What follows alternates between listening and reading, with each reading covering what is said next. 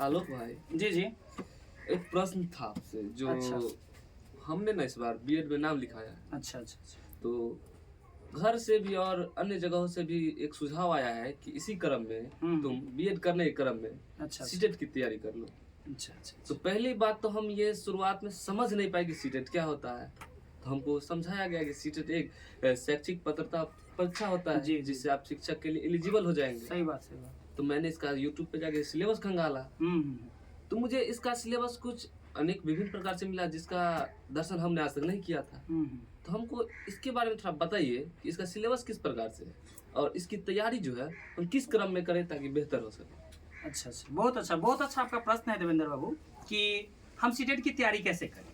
आप लोग जानते ही हैं कि ट्रेनिंग करने के बाद, जैसा कि आपने बीएड ट्रेनिंग किया है, ट्रेनिंग करने के बाद हम लोगों को जो है ना एक एलिजिबिलिटी यानी कि पात्रता परीक्षा होती है जिसको सीटेट कहते हैं, सेंट्रल टीचर एलिजिबिलिटी टेस्ट, शिक्षक पात्रता परीक्षा।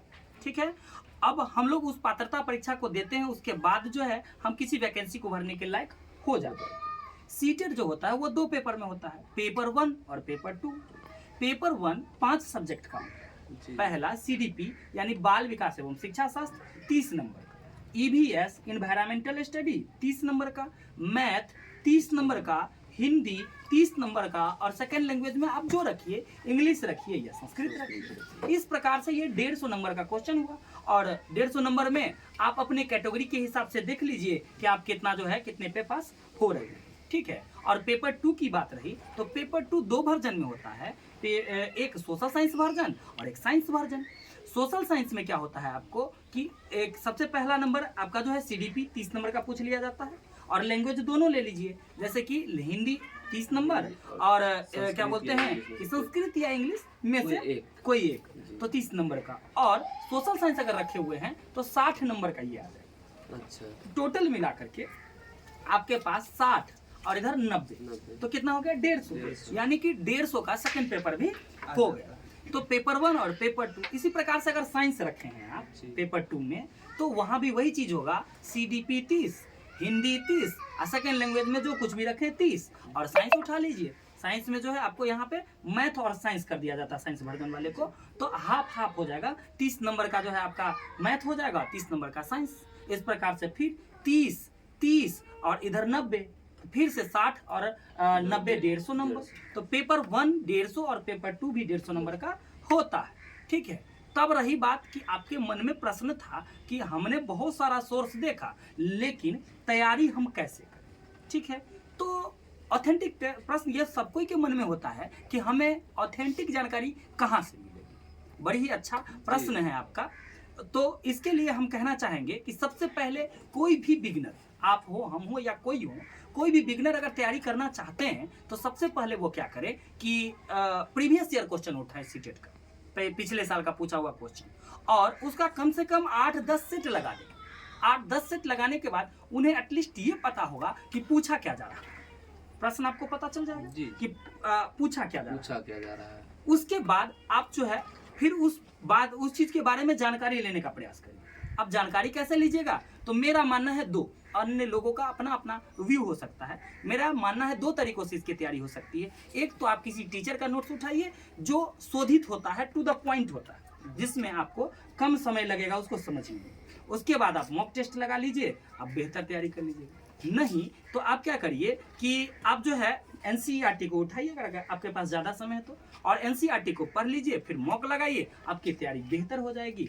और एग्जाम सेंटर में जाने से पहले आप क्या करिए कि जिस तरह से कंप्यूटर पे एग्जाम होता है, सेम आप जो है कंप्यूटर पे एग्जाम को जो है कंडक्ट करिए, अपने घर पर बैठ करके प्रैक्टिस करिए, फिर वहां जाइए, आप एग्जाम से फैमिलियर होंगे और इतना विश्वास करिए कि आप बेहतरीन अंक से पास होंगे। अच्छा, इसी क्रम में हमको एक छोटा सा प्रश्न और चूहा कि आपने कहा साइंस अलग स्ट्रीम है और सोशल साइंस अलग स्ट्रीम, जैसे जिस प्रकार से हमारा ऑनर्स था ग्रेजुएशन में हिंदी, ठीक, तो अगर सोशल साइंस की बात किया जाए तो हिस्ट्री, ज्योग्राफी, इकोनॉमिक्स, पॉलिटिक्स आ जाता है। सही बात। और साइंस की बात करें तो फिजिक्स, केमिस्ट्री, मैथ या बायोलॉजी आ जाता है। इस प्रकार हिंदी वाले या कोई लैंग्वेज वाले को किस कैटेगरी में रखा जाएगा? देखिए, यहाँ पे कैटेगरी की बातें हैं तो अगर साइंस स्ट्रीम में अगर कोई फिजिक्स, केमिस्ट्री, बायो या मैथ से है तो वो साइंस वर्जन वाले कहलाएंगे।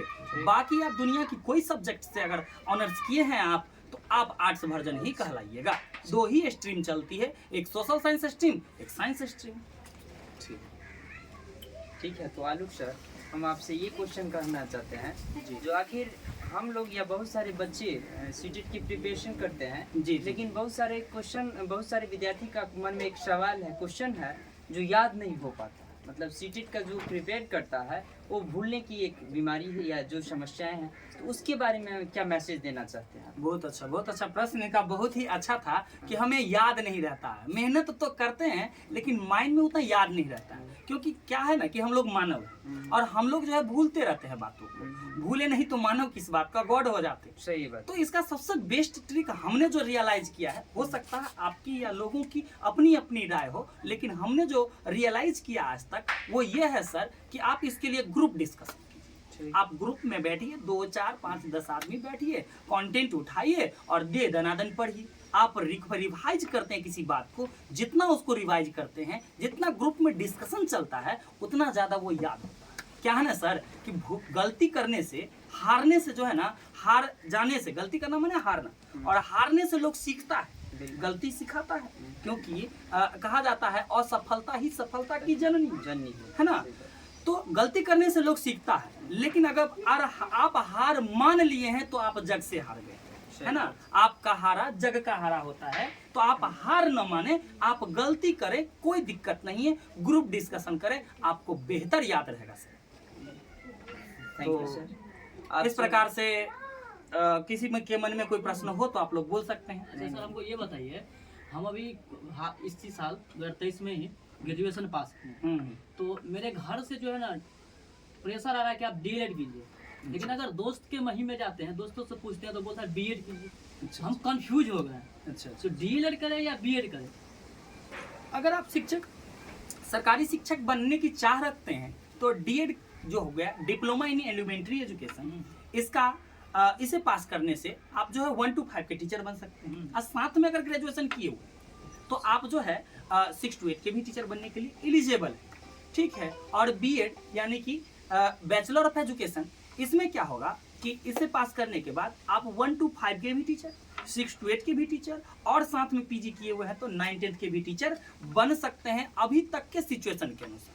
लेकिन कुछ राज्य जैसे कि झारखंड, जैसे कि आपका हरियाणा, यहाँ पे डीएलएड बंद हो चुका है। अच्छा। तो यह क्लियर कट कहना अभी मैं डीएड करूं या बीएड करूं तो यह अभी तो साफ क्लियर नहीं है। लेकिन सुप्रीम कोर्ट का भी फैसला आने दीजिए, जो एक मुद्दा है उस मुद्दे पे फैसला आने दीजिए, फिर क्लियर हो जाएगा कि आप किस रास्ते पर जाना चाहते हैं। फिलहाल अपने मन में सोचिए कि आप 1 to 5 के टीचर बनना चाहते हैं या 6 to 8 के टीचर बनना चाहते हैं। आप जैसा बनना चाहें, 1 to 5 के टीचर बनना चाहें तो डीएलएड कर लीजिए, और 6 to 8 का टीचर बनना चाहें तो आप जो है बीएड कर लीजिए। ठीक।